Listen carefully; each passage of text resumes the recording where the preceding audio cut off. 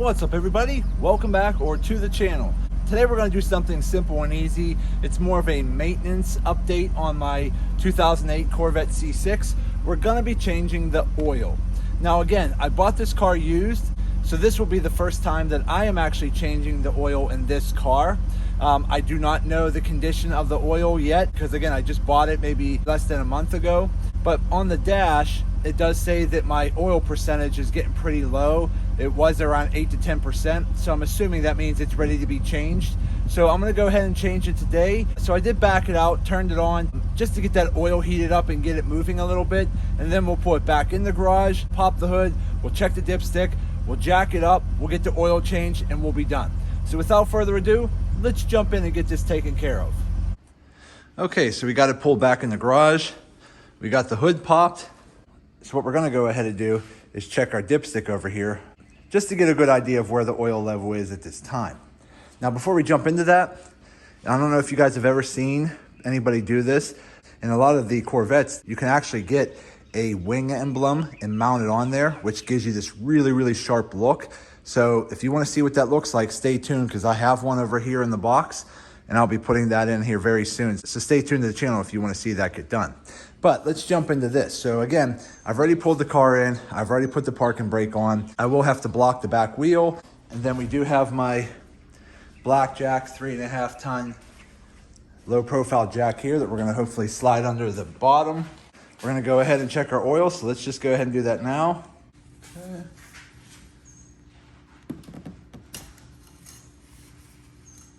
Now again, this is the first time I've ever done this on this car. Again, I did buy it used. So let's go ahead and clean it off first. That way we can get a good idea of it. Here's gonna be your hole markers here. Let's see where we're at.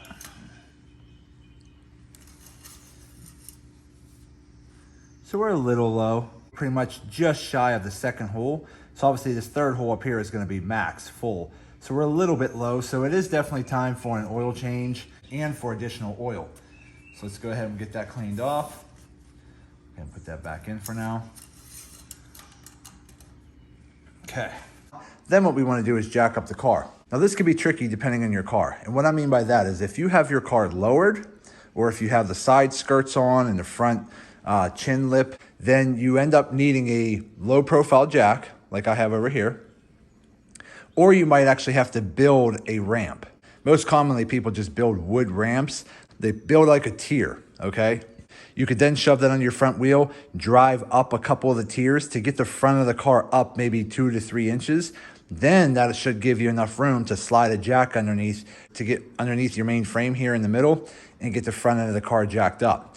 I don't have any of those skirts on yet, so I should be able to slide this low profile jack right under the front, I'm hoping, and get this thing jacked up. And then what we're gonna do is go ahead and put it on some jack stands.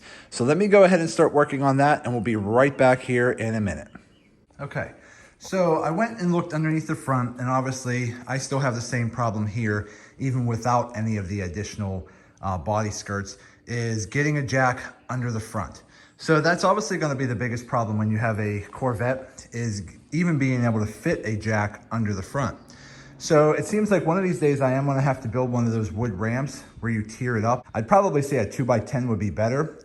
You know, I'd probably say start with a 4-foot section of a 2x10, then build it up. Basically,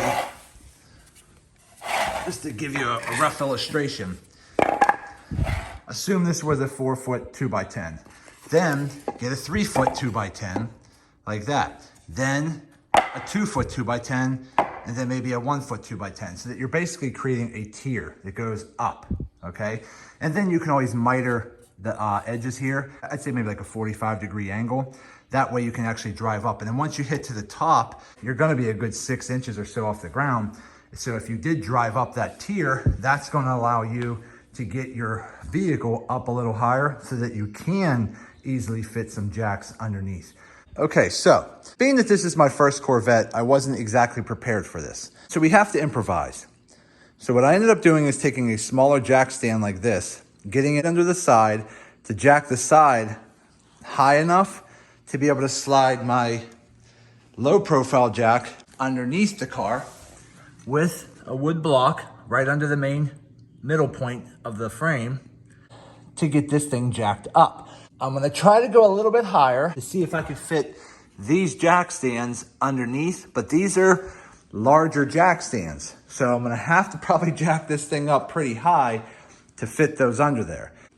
Okay, so we're back. So I was able to fit the jacks under here, like so. Now, I still feel more comfortable keeping the jack here right in the center. And then I'll just leave these jacks on here for now, because again, these jacks were not exactly meant for this specific car. They were meant more for an oversized truck, but they do work for now. So I'm gonna leave them in there as a brace, and I'll leave the jack in here as well as a backup. So that should at least give me plenty of clearance to get up under the side here, right there. So there's my oil drain plug right there. There's my oil filter. So let's go ahead, start loosening that bolt right there, and then we'll pull the oil pan underneath here. Then we'll let this drain, and then we'll start getting this changed. Okay, so we're under the car.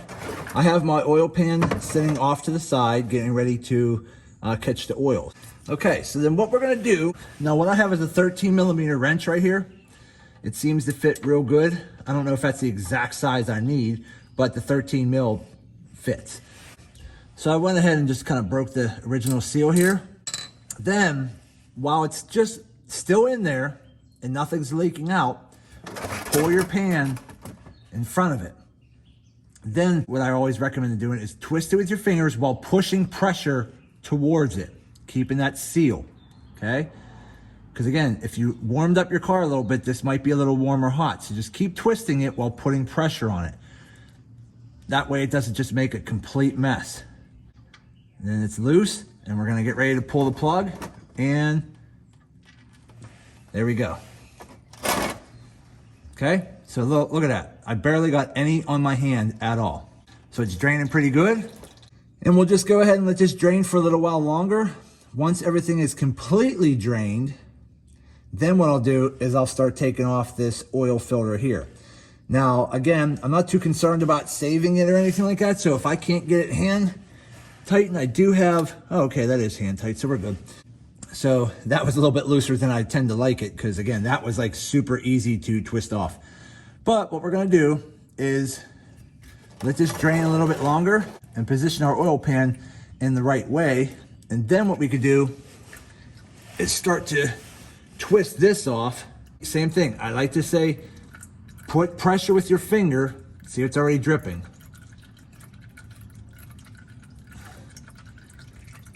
And that's why I always recommend using some type of a rubber glove, because this is gonna be messy and slippery. And that thing's, there we go. Okay, that wasn't so bad. Let that drain. Okay, so once that finishes draining very well, we're gonna go ahead and with a paper towel, wipe a few things off. Then what we'll do is we'll get our new filter installed, and we'll get our plug put back in. Let's let this finish draining, and then we'll come back to this shortly. Okay, so it tells you right on your oil cap here that they recommend using Mobil 1 SAE 5W30. Now, you don't necessarily have to use Mobil 1. That's just what they recommend, probably because they have some type of contract with Mobil 1 with GM. But any brand oil can be used, but you do want to make sure you're using the 5W30, which is what we got here. Now, again, I did go with the Mobil 1 because, again, this is my first oil change. I wanted to make sure I put what was recommended in there for now until I do a little bit more research on what works better. But I like the idea of this one here, which is the advanced full synthetic. So this basically says that I'm guaranteed for up to 20,000 miles. This way I don't have to worry about doing an oil change anytime very soon. This gives me a little bit more extended period because, again, I don't drive this car that often. So again, being good for 20,000 miles, I'll mark that down in my log, and I probably won't have to change my oil till probably next summer. Then, as far as the filter goes, I ended up just going with the Fram Ultra Synthetic oil filter here, again, because that also says good for 20,000 mile protection. So again, that's what I wanted to go with. Perfect seal gasket, superior dirt holding capacity. So again, in a car like this, I wanted to make sure that when I change the oil, I have maximum length of time for protection before my next oil change.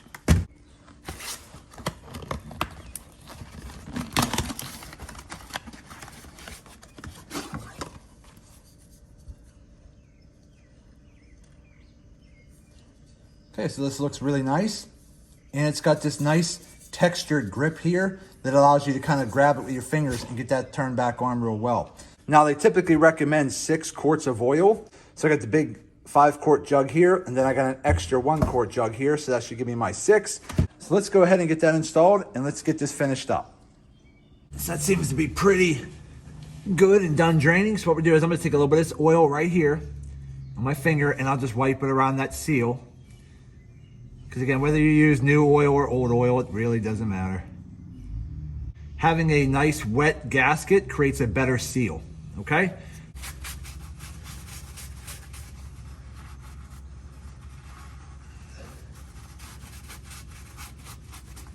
Wipe some of this off a little bit. Okay, then put that back on. You typically only need these hand tight. They don't have to be super, super tight where you're cranking them on with a tool. Just get them nice and hand tight. All right, that should be good.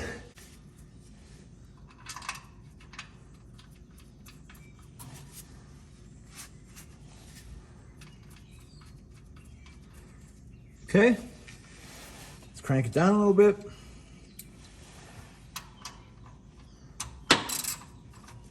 Now again, you don't have to have these super tight either. Okay, just tight enough to create a good seal, okay?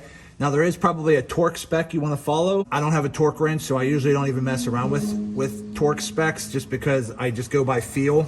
So I always go to snug and give it a tiny little crank just past snug, and that usually always works good for me. So we are done underneath the car.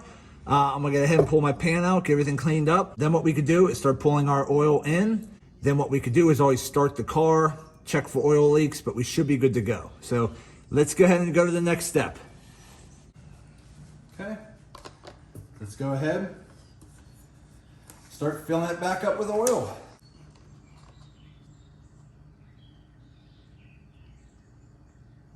Look at that nice fresh oil. Maybe I'm just a little bit weird, but I always like the look of fresh oil going into the engine. It always just feels satisfying that I'm doing something good for the engine.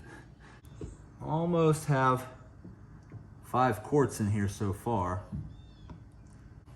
Okay.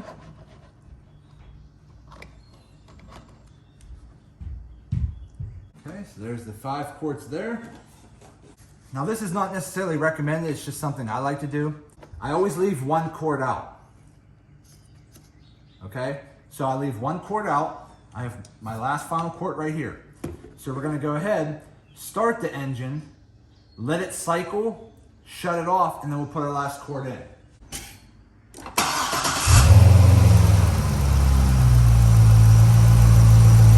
Now again, maybe I'm just weird and it's not needed, but I always tend to feel like doing it that way allows the oil to cycle through the engine just a little bit so that we can put our last quart of oil in here, and it allows some of the oil to get into the filter and just kind of helps lubricate everything pretty well.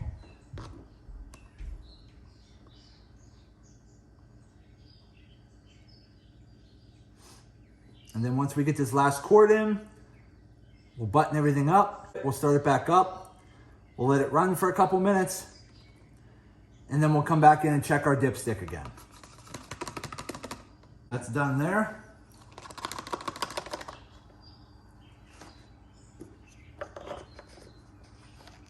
All right, we are done with that.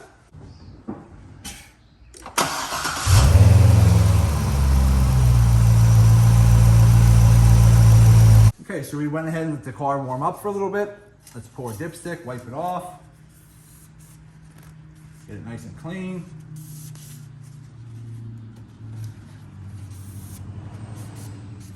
Okay, nice and clean. Try it one more time.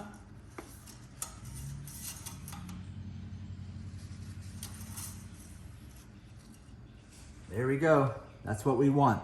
Nice clear oil up to our third mark, and we are good to go.